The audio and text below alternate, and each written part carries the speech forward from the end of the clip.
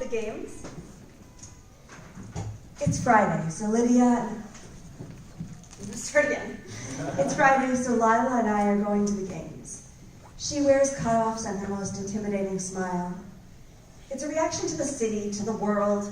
When I was young and furious, I guess that made sense to me. We leave the apartment, Lila waiting impatiently as I turn the deadbolts. I wear a summer dress, like maybe this isn't happening. We started going to the games in high school when we were just two shitty kids near dropping out. It was something to do, a reason to sneak out, a way to feel as wild and violent as our lives, a way to feel like monsters or survivors. And then it just never really stopped. We went while Lydia was pretending she was going to make something for community college, and when my parents got divorced and her brother died. She cried for 3 days, and then, after the games, she was better.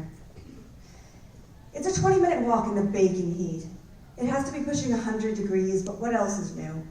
Old men on stoops whistle at us, and I start to be ready for violence, the heat and rage boiling my blood. I hate this goddamn city. Everything is worn pale gray, sun-bleached like Lila's hair, the light off chain link blinding, but Lila is always losing my sunglasses. I hear the arena before I see it. It's broad daylight, but people are hot and furious, and it's not like we have anything better to do anymore. I nearly stop at the door, but the thought of what Lila would say about me getting squeamish after all these years drives me forward. This is who I chose to be. Inside it's baking, but downstairs it's even worse. The sun killing the packed bodies so it's hotter than hell. Maybe it is hell, I think, lightheaded, following Lila to the bar. She passes over a steel wire and gets us 2 drafts of rock gut in her flask to be passed back and forth, as though any sort of communion is situationally appropriate. She slides to the front, dodging elbows and bodies. It's mostly men here, but there are enough women I never worry too much about being killed. At the front, there's a man with a broken nose, just letting it bleed, and it's sending the creatures into the pit into a frenzy. The first is small and sleek, almost like an ermine, but wider, serpentine, covered in brilliantly green feathers. The second is stocky and could have once been some sort of bulldog. The lizard is leaving bleeding streaks down the dog's side, but as I watch, the dog gets hold of its neck, shaking, and I hear a snap. The crowd loses it, and Lila hands me the flask, and it doesn't matter if it tastes like crude oil. I take a generous swig. She looks at me. Something wrong? She asks. Somehow that shit tastes worse than usual, I say. I look back at the pit, even though it's the last thing I want to see, besides Lila's expression. I don't know what got into you, she says, but I hazard a look, and she's smiling. I wish I ever knew what in the hell she was thinking. I'm getting in there, she says. You're what? I ask, but it's too late. She shoves the flask into my hands and vaults over the chain rail. For a moment, it seems it will collapse under her weight, and then she lands in the pit pretty well for how light the flask is in my hand. It's about 115 degrees in here, but I'm cold. Her legs are very bare. The dog didn't look big before, but it comes up almost to the hem of her shorts, and she probably has only 50 pounds on it, if that, and no teeth. She doesn't look like she has any regrets. She snarls, and the crowd is going wild, and I think, this is how Lila dies, and I'm standing here holding shitty liquor, and when we met in the first grade, she was the only one with piercings. 3 up her left ear she'd done herself with sewing needles heated red with her stepdad's lighter, and one day she found a broken piece of bracelet or necklace, fine chain of tarnished base metal, and she threaded it in and out of the holes, dripping like a snake from her ear, like a monster or a sorceress.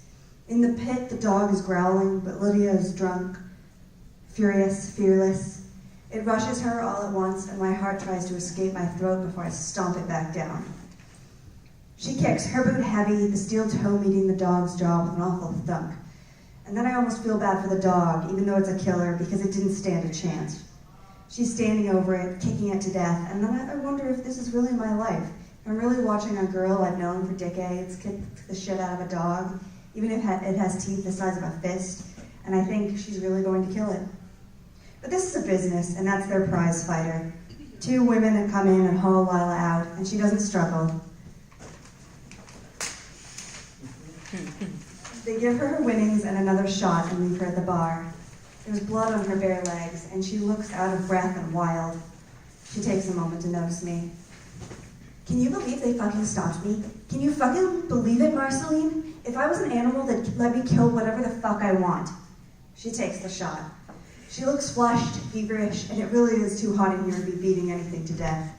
I sort of wish I hadn't come, but I'm also sort of suspended in the kind of stasis where whatever the hell is going on might just as well happen. Let's get out of here, I say, because another fight started, and between the rot gut and the smell of blood, if I have to hear anything else die, I might heave.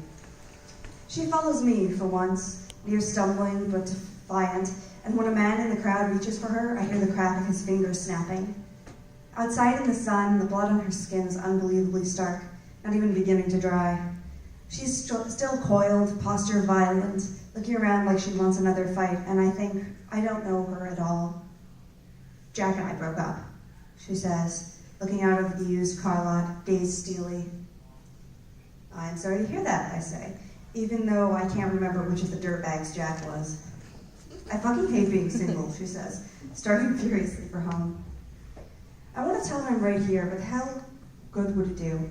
I follow her. She's wearing real earrings, fake diamonds from the dollar store, but they make her look like an empress or an enchantress. I fucking hate everything, I say, and she laughs, and I do too, maybe just because it's true.